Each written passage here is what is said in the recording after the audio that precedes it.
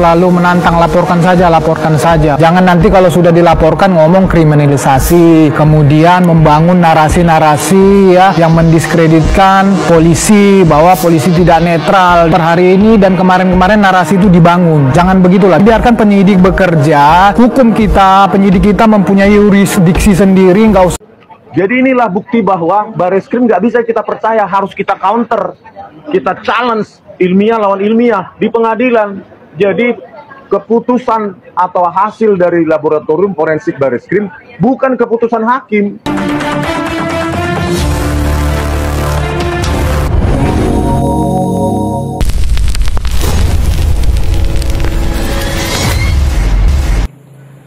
Assalamualaikum warahmatullahi wabarakatuh. Jumpa kembali dengan Banyuwangi Official. Oke, selamat malam semuanya teman-teman ya. Jadi mudah-mudahan malam hari ini teman-teman semuanya penonton setia dari Banyuwangi Official ya, sehat selalu dan dimudahkan rezekinya. Amin amin ya rabbal alamin. Oke, untuk video yang kita tonton untuk malam hari ini yaitu tentang Joshua Sinambela teman-teman ya.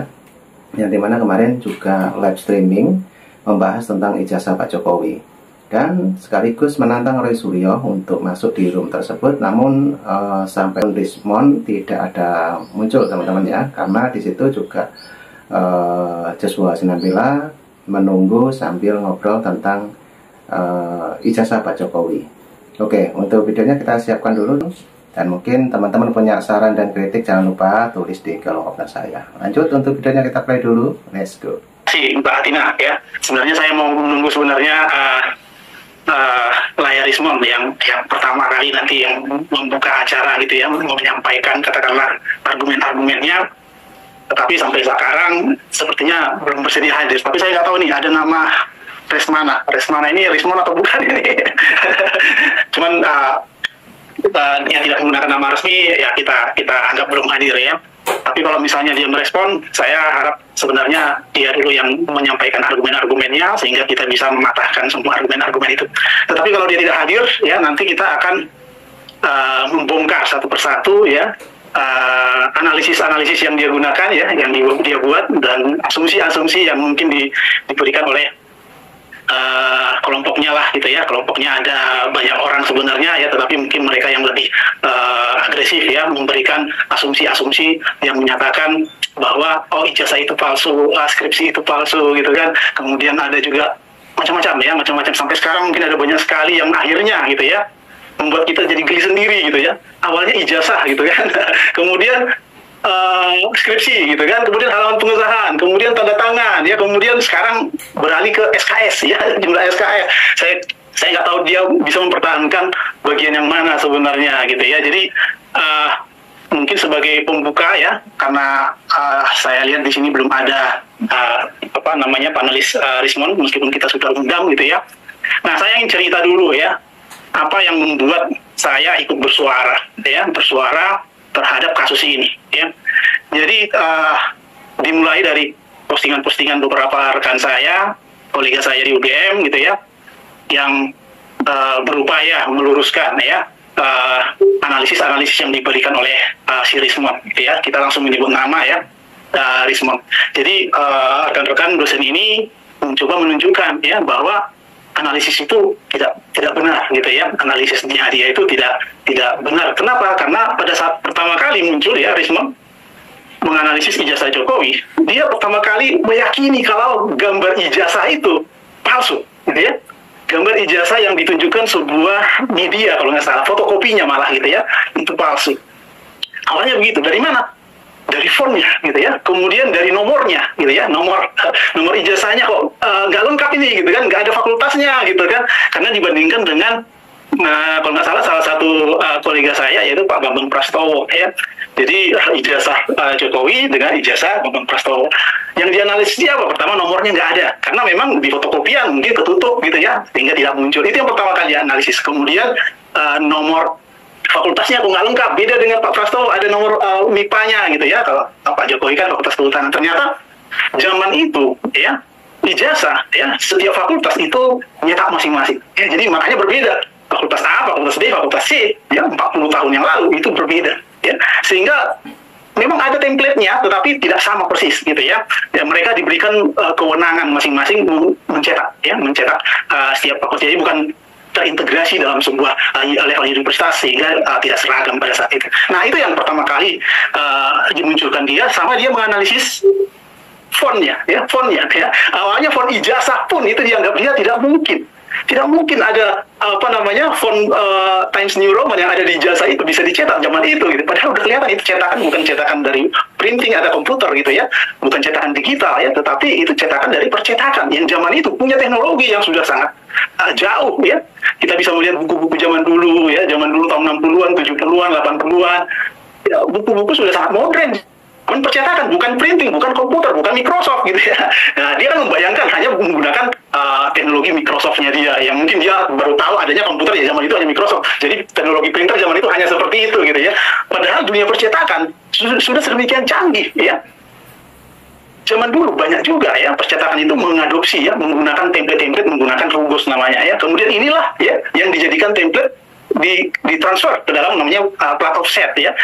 Nah ini sering sekali ya banyak percetakan yang sudah menggunakan teknologi itu zaman dulu. Nah memang zaman itu ya percetakan itu mahal, jadi tidak semua mahasiswa ya menggunakan percetakan yang cukup mahal ini pada saat itu. Nah ini dari informasi yang kita dapatkan dari berbagai alumni yang seangkatan kurang lebih sama dengan Pak Jokowi ya. Nah kemudian apalagi yang dianalisis dia ya, kembali ke skripsi gitu ya, skripsi. Nah ini yang menarik ya, jadi ketika dia menyatakan skripsinya kok hebat sekali fontnya gitu ya, fontnya kok udah Times New Roman gitu ya. Kenapa? Karena auto scalingnya, huruf besar, huruf kecilnya sudah sangat bagus sekali, merata sekali. Ini pasti kerjaan komputer nih. Saya nggak tahu bagaimana dia menganalisis itu sebenarnya. Padahal kalau kita ukur gitu ya, kita ukur bagian dari halaman pengesahan itu tidak sama sekali presisi kok.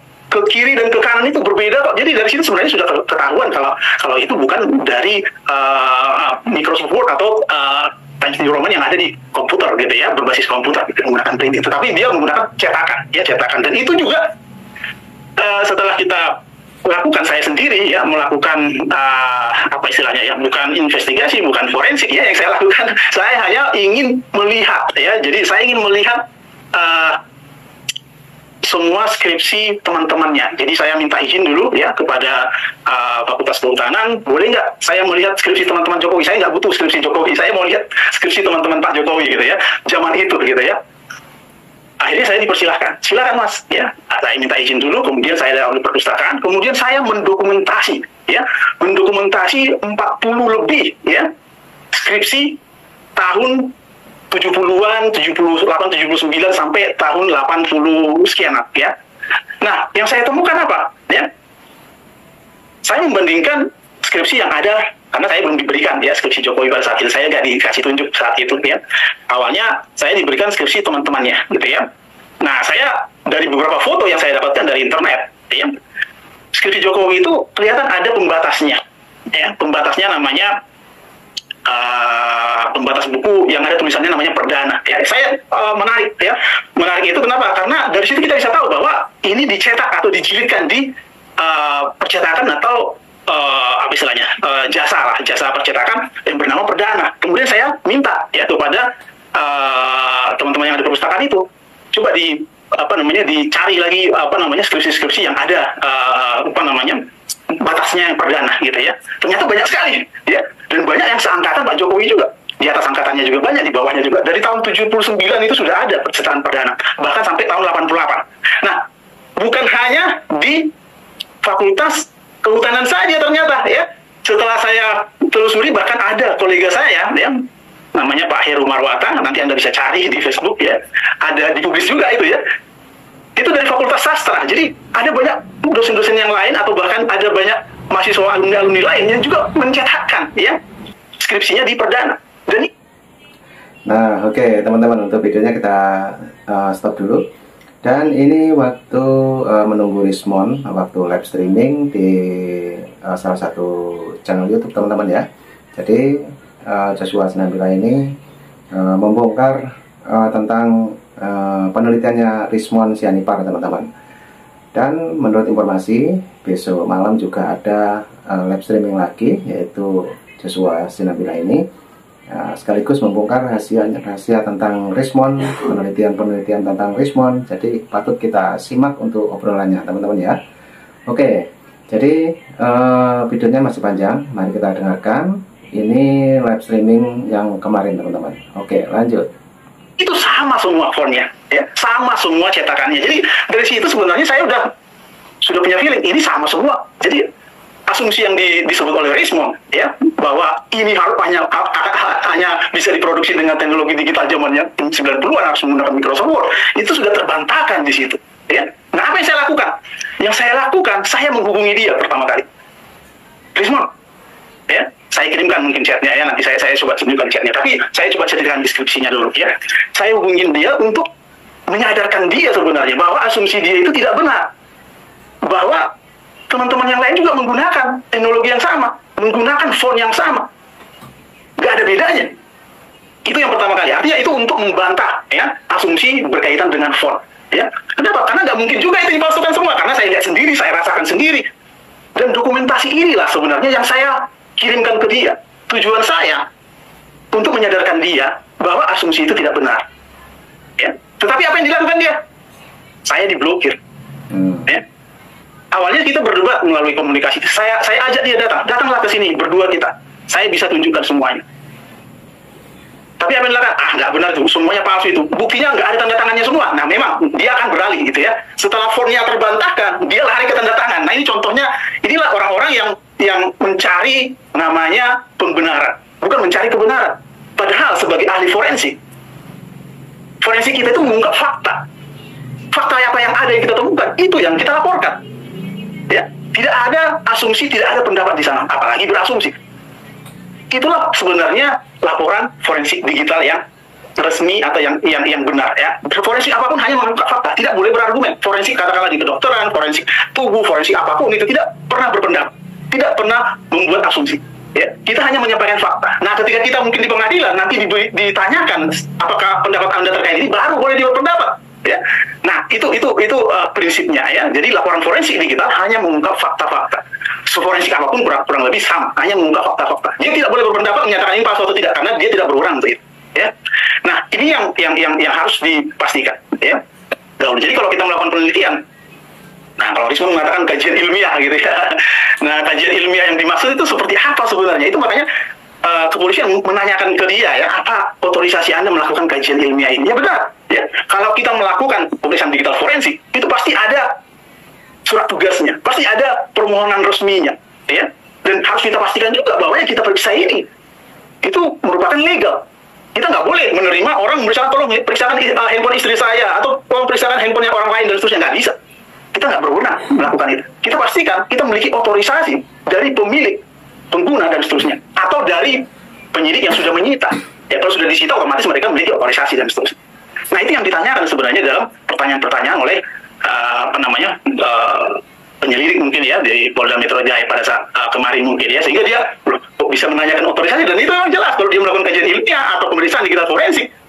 Ya, tapi kalau kajian ilmiah yang lain juga dia harus butuh juga sebenarnya ya izin ya, ketika dia memeriksa ijazah orang lain dan seterusnya gitu ya, atau datang ke fakultas gitu ya memeriksa. Kalau saya sih tidak melakukan pengujian apapun ya, termasuk ke ijazahnya dia. Saya nggak meneliti apapun di ijazahnya dia. Saya hanya melakukan namanya verifikasi atau klarifikasi kredensial akademik dari seorang Richmond.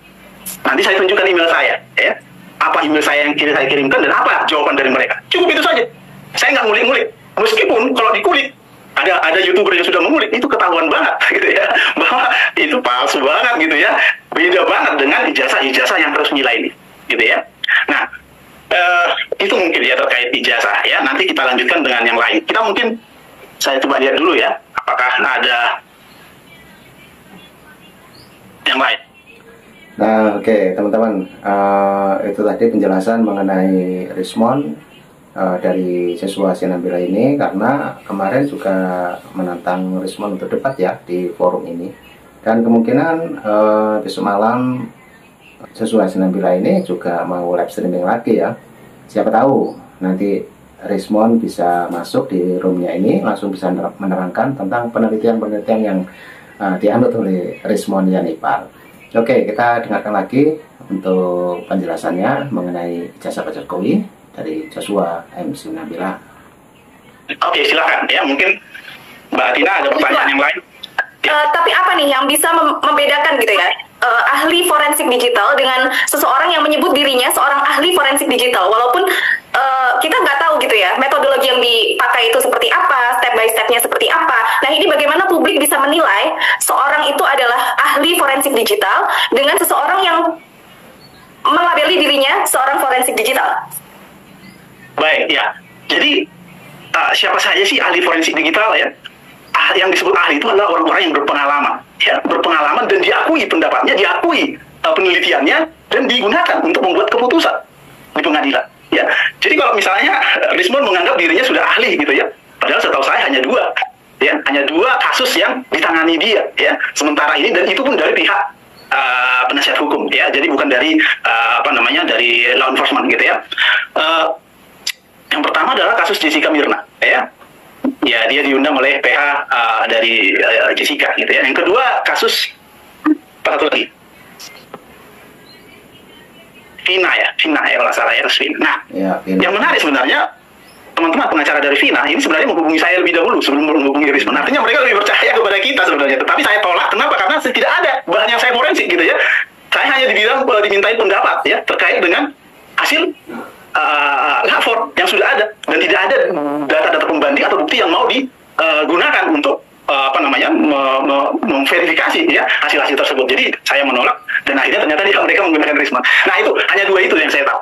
Nah, Anda bisa melihat nanti, atau teman-teman yang ada di sini itu bisa melihat siapa sih ahli-ahli digital forensik yang benar-benar digunakan di pengadilan, benar-benar digunakan pendapatnya untuk mengambil keputusan. Anda bisa melihat di putusan 3 Mahkamah Agung Komiti. Carilah namanya ya. Kalau Anda bisa cari nama Rismond dan ketemu, wah, berarti dia beneran ahli. Tapi kalau nggak ketemu, otomatis ya belum bisa dilayak dianggap ahli. Kenapa? Karena pendapatnya sama sekali nggak digunakan di pengadilan.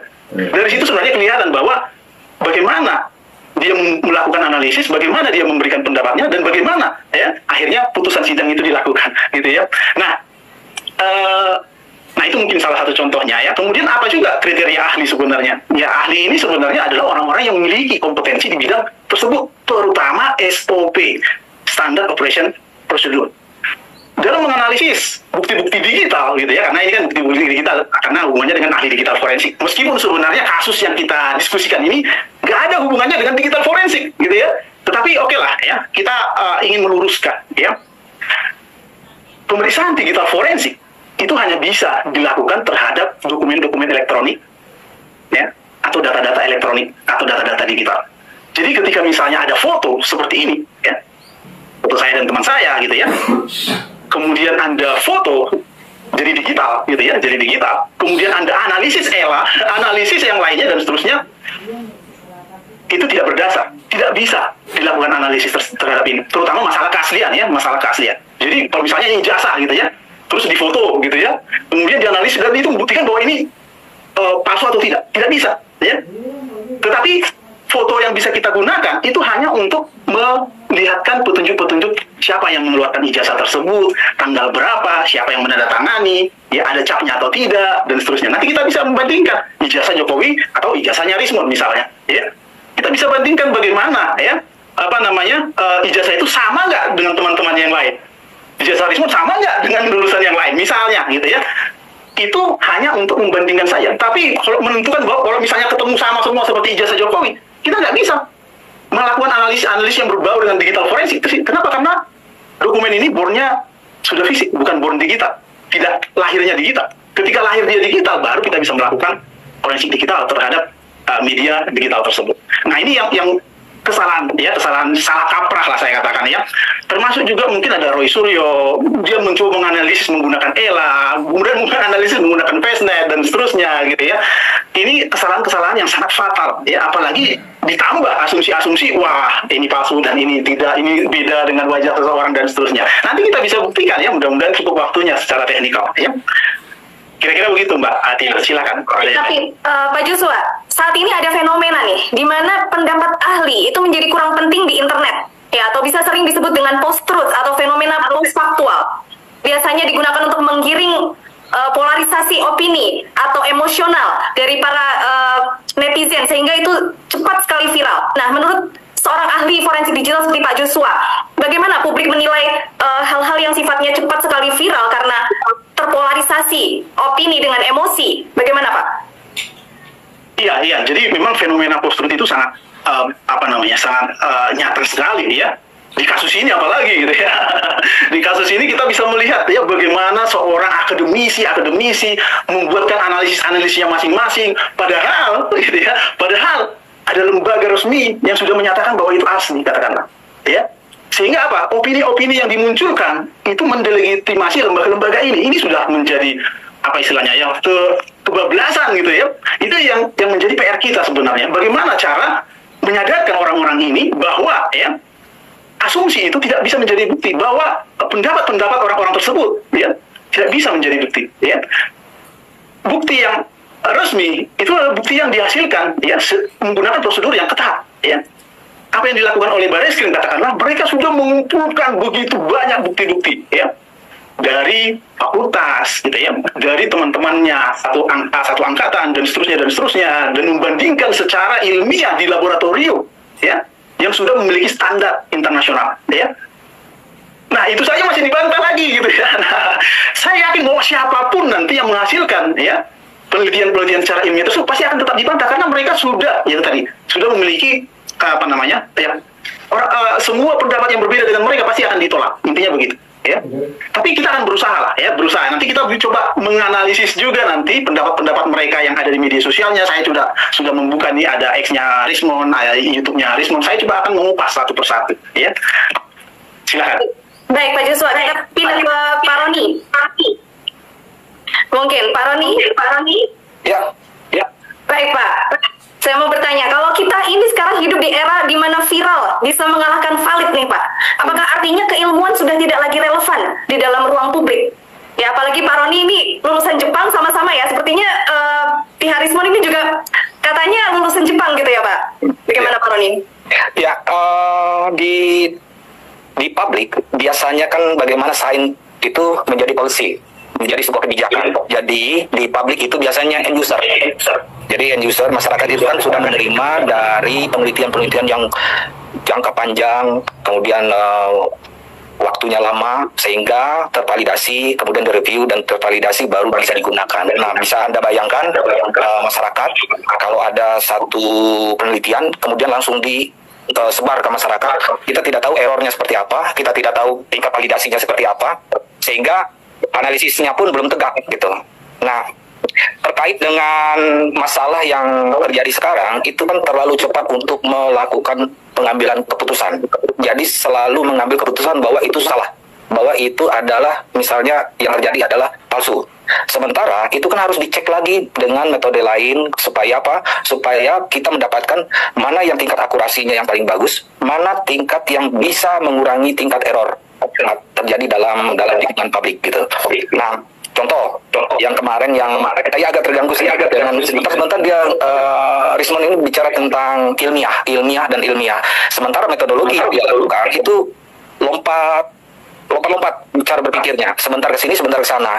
Sementara penelitian ilmiah itu adalah dia hal yang general dulu, kemudian dia menempatkan suatu nilai kebaruan, kemudian dia perbarui lagi sampai dia akhirnya memutuskan bahwa itu sesuatu yang bisa kita implementasikan.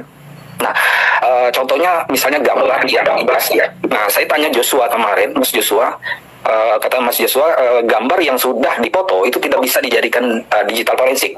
Tapi menurut saya itu bukan bagian digital forensik, tetapi bagian dari computer vision.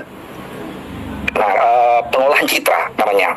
Nah, saya kan bekerjanya di remote sensing, jadi di gambar satelit untuk mendeteksi kebakaran hutan, untuk mendeteksi misalnya menggunakan drone untuk mendeteksi ada primata di atas di bawah pohon gitu. Nah, jadi bagaimana portal yang ijazah itu ada informasi yang terkandung di dalamnya. Jadi kita abaikan dulu digital forensiknya, tetapi kita mencari informasi apa saja yang ada terkandung di gambar ijazah tersebut. Contohnya kemarin katanya capnya itu warna merahnya tidak menempel di warna hitam. Nah, cara yang paling simpel adalah menggunakan aplikasi yang pengolahan citra biasa aja, menggunakan tone mapping, kemudian color, kemudian tone mapping, menggunakan algoritma Fatal et al. 2002 itu kelihatan garisnya. Garis merahnya itu melintas di antara gambar tersebut. Terus yang kedua, katanya RGB itu red, green, and blue-nya itu dalam pixelnya itu Rismon tidak bisa mendapatkan warna merahnya, yang ada warna hitamnya. Sepertinya Pak Rismon tidak memahami teori warna tentang warna hitam deh. Warna hitam tuh RGB-nya kan 0000. Suatu kita kasih variasi RGB, itu akan kelihatan antara warna gradasi warna hitam dan warna merah di atasnya.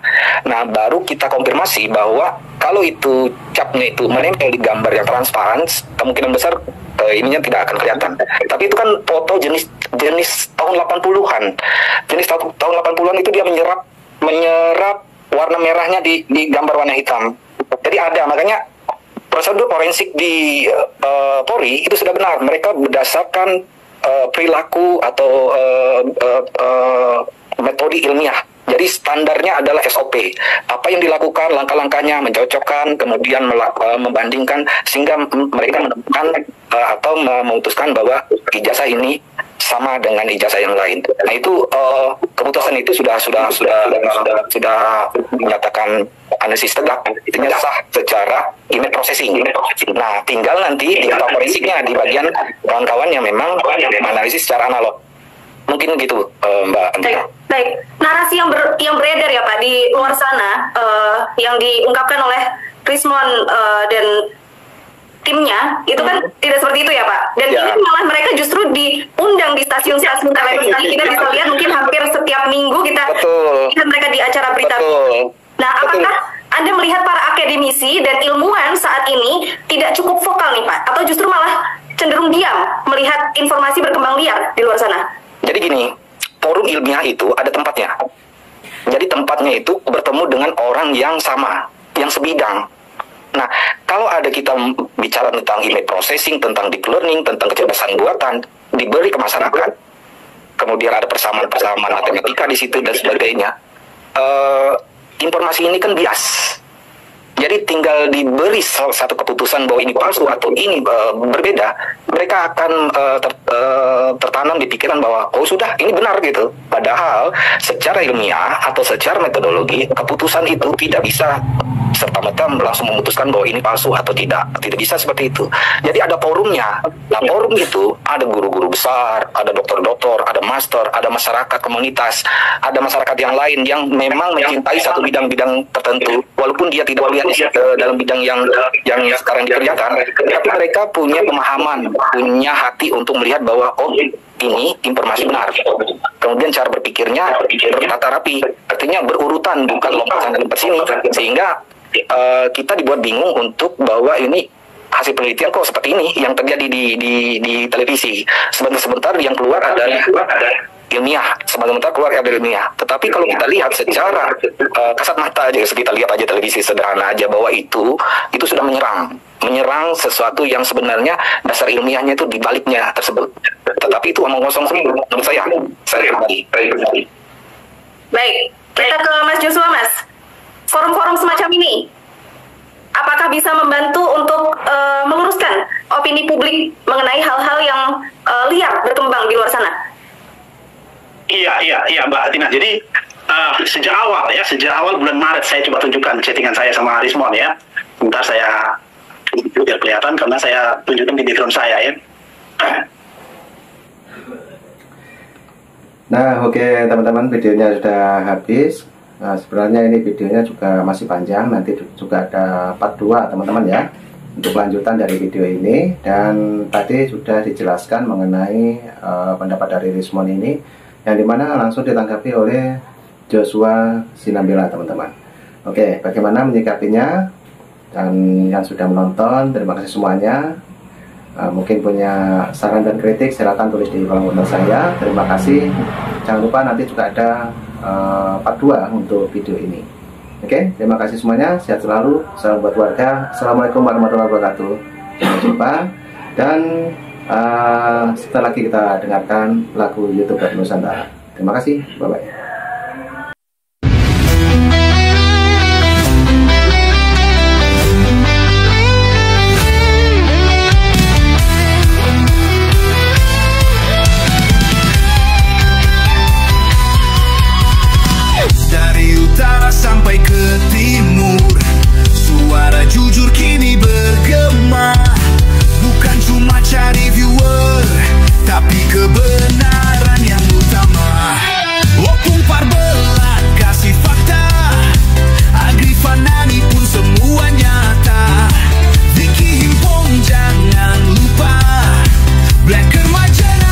pencipta lagunya. Kami adalah YouTuber Nusantara, bersatu untuk lawan hoax bersamaan. Tak gentar terus berkabar untuk bangsa demi masa depan Indonesia. Banyuwangi Official ayo maju, AR mah menebak ilmu. Fam Project, Sirait Media, kebenaran selalu juaranya. Rainaldo Bastanto bicara tegas, Rainaldi SB tak pernah lepas. Moto B kreatif penuh ide cerdas, Kendra update info paling jelas. Bukan sensasi, bukan tipu daya, kami berdiri untuk berita nyata. Rakyat butuh cahaya dan kamilah yang pertama. Oh, kami adalah YouTuber Nusantara, bersatu untuk lawan hoax bersamaan. Tak gentar terus berkabar untuk bangsa demi masa depan Indonesia. Bersama rakyat kita kuat, saring dulu sebelum sebar. Cinta damai benci hoax, kami YouTuber cinta Indonesia. Kami Jokowi lovers,